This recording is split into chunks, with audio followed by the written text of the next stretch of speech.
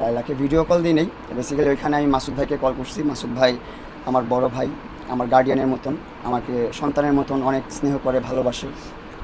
So ওইখান থেকে বের হয়ে আমি ভাইকে একটা কল করছি। সর্বপ্রথম কল করছি মোহনাকে। মোহনা কল রিসিভ করে নেই, দেন মাসুদ ভাইকে কল করছি। অন্যরকমভাবে আমি এক্সপ্লোর করছি, কারণ আমার ভালোবাসার মানুষ আমাকে জেলে পাঠাইছে। চারটেখানি কথা না, অনেকে বড় ভয়ঙ্কর কথা এটা।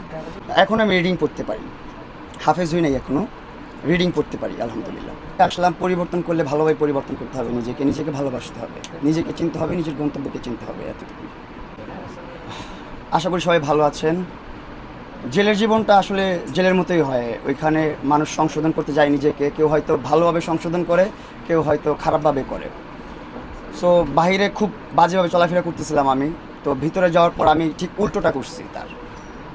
যেমন কোনো প্রকার মাদকদ্রব্যের দিকে আমি যাই নাই, উল্টাপাল্টা চিন্তাভাবনা করি নাই, উল্টাপাল্টা সঙ্গের সাথে মিশি নাই। ওইখানে নামাজ পড়ছি টাইম টু টাইম, খাওয়া দাওয়া করছি টাইম টু টাইম, ঘুমাইছি টাইম টু টাইম, অ্যান্ড আরবি পড়াশোনা করছি। এই তো ভালো কাটছে, আমার অনেক সুন্দর কাটছে। আসলে আমরা তো মানুষ, আমরা তো ভুলের ঊর্ধ্বে না, আমাদের ধারা ভুল হবে, এটাই স্বাভাবিক। ছিলাম ওর বাসার নিচে গতকালকে, আজকে ওর birthday. Many happy returns of the day মোহনা।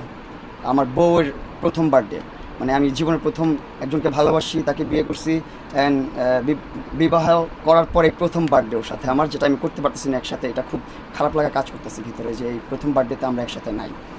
আমি আল্লাহর কাছে সবসময় একটা দোয়া করি যে আল্লাহ, আমি যেই ভুলটা করছি এই ভুলটা আর দ্বিতীয়বার করাবেন না। সো প্রথমবার যেটা জেল খাটছিলাম ওইটা আমার ব্রেনে নাই, বাট এইবার যে জেলটা খাটছি আমি, এটা অন্যরকমভাবে আমি নিছি। আমাকে সংশোধনও আমার সাথে থেকেও করতে পারতো, ও আমার সাথে থেকে আমাকে সংশোধন করার চিন্তা ভাবনাটা কেন করে না জানি না, ও চিন্তা করছে দূরে রেখে আমাকে সংশোধন করবে। যাই হোক, সংশোধন করে আসছি নিজেকে। এখন ও কী চায় এটা আমি জানতে চাই, এতটুকুই। আমি তোর সাথে সংসার করতে চাই, দোয়া করবেন আমার জন্য। মোহনার উদ্দেশ্যে কথা বলতে শুরু করলে তো আসলে শেষ হবে না। ছোট করে একটু কথা বলতে চাই। থার্ড পার্সনের বুদ্ধিতে চলো না, নিজের বুদ্ধিতে যা কুলায়, যা মন চায়, তোমার মন থেকে যে কথাটা আসে ওইটাই করো তুমি। যেভাবে তুমি ভালো থাকবে ওইভাবে আমি অ্যাকসেপ্ট করে নেবো তোমাকে। আমার সাথে থাকলেও আমি রাজি, আমার সাথে না থাকলে আমি কোনো ঝামেলা যাবো না, সমস্যা নেই। কিন্তু আমাকে সব জায়গা থেকে ব্লক করে দিছে। আল্লাহ যা করে ভালোর জন্য করে, অবশ্যই গভীরতা আছে নাকি পানি নেই। মাসুদ ভাই কল করার পর বললো যে এই পোলা 5টা মিনিট কথা শুনবি, কোনো কথা বলবি না। ঠিক আছে। তারপর দেখলাম সাথে লাইলা।